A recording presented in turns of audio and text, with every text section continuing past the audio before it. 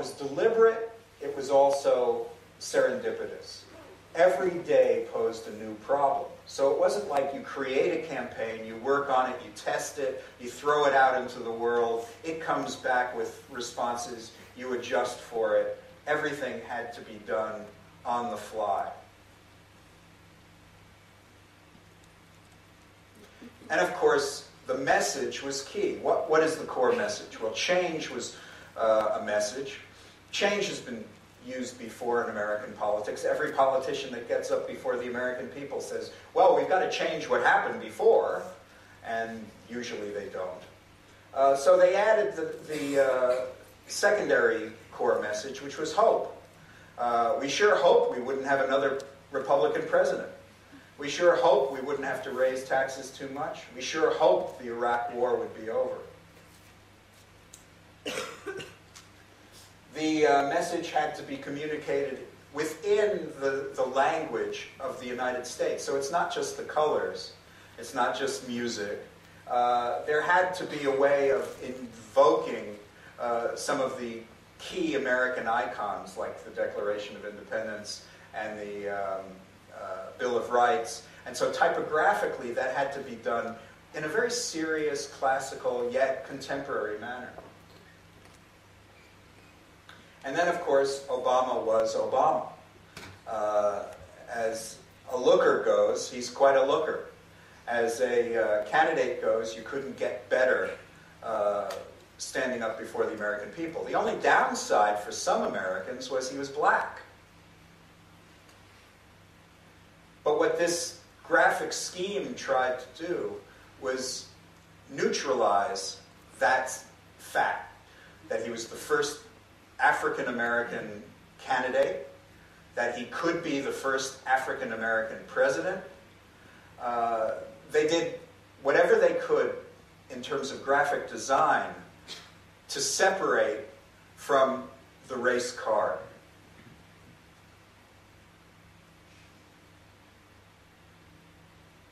Once the vice presidential candidate was selected, Joe Biden, he took a secondary but yet not diminished role in the graphics. What they were trying to do once the entire ticket was ready to go out into the hinterlands and into the cities and campaign was set up a means by which people would respond to the graphics. So they had the basic campaign graphics. They had graphics that appealed to the supporters. Then they had something called instant vintage, which was taking the contemporary work and making it more classical, and that's where the serif faces come in. And the timeless approach was the entire campaign, the logo itself. It was meant not to be for the moment, but for the ages. And that was the backstory of the brand. And of course, it was supposed to engage the populace, young and old, but particularly the young. And this was Simple Scott's wireframe for how the website would work. There is social networking, there are videos that were being done on a daily basis, there were online ads, and there were the analytics that were showing what the polling data was throughout the United States on any given moment. And here are some of his sketches for that. I love them because they're real, they're pragmatic, but there was also an abstract quality that we all use as designers. We all sketch things out in our shorthand and try to figure out then how to polish them.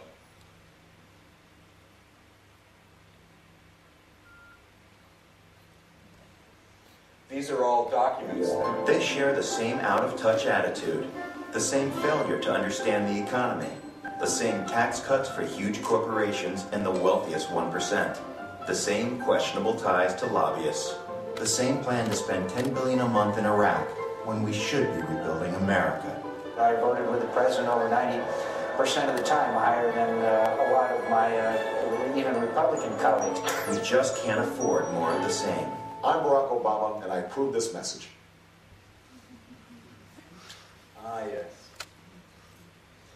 So all of these elements were brought together under one umbrella.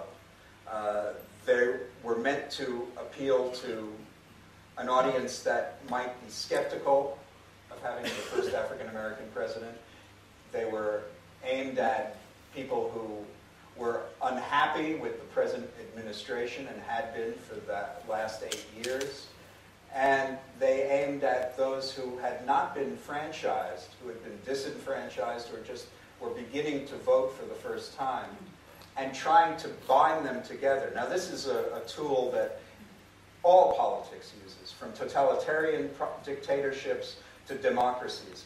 Get the youth, get the young people. They're the ones who will be the constituents for a considerable period of time. They're the ones that will go out and have the energy to campaign, to fight, to do whatever it is that the candidate or the regime wants. What was wonderful about Obama's web presence is that it was constantly updated, constantly changing. So if there was an event that needed to take place in any local district, it was there, and it wasn't just you write out a handwritten sign and put it up someplace. They all had to adhere to the graphic standard.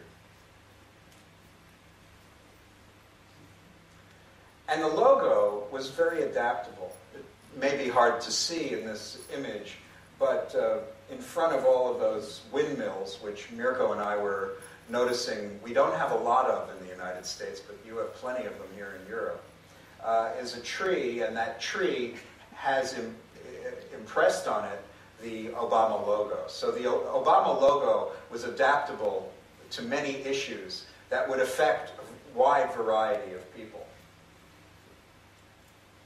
This was how you could set up your own Obama page for the social networking. And this is Scott Thomas's, who was the proprietor of Simple Scott. And then there were the smears. American campaigning is becoming much more and more about smear campaigns. It started with the Nixon administration with dirty tricks, and it evolved into a kind of art and craft of how do you undercut and how do you defame your opponent. So the Obama people realized it was really important to fight these smears, so they had their own website devoted to taking the rumor of the night, the rumor of the morning, and fighting it. Then, of course, there was all the souvenirs. Souvenirs have played a huge role, again, in all kinds of political systems, from totalitarian to democratic and everything in between. Having the reliquary, having the icon, having the thing that you can wear that says you're part of something is clearly part of what totalitarian dictatorships did. And it's also part of the American system, going back to almost the first election with buttons and badges and ribbons and other kinds of materials like these. Then, of course, if you did take part, either by contributing funds or time to the Obama campaign, there was a personal response. And in fact, to this very day, anybody who took part in the campaign gets a Christmas card from the Obama family. You'll soon see them on eBay. And then, on the day before the election, the web people turned down the volume and made it quiet, made it that now the time has come. We've been energized for all this time, and now the time is just to contemplate what we're going to do. We're going to get into the voting booth, and we're going to make our feelings known. As you probably know, Obama's biggest issue is health care, and it's been the most problematic for reasons that I personally find dumbfounding. But Obama engaged his campaign in the health care issue, particularly with this logo. And the voting for change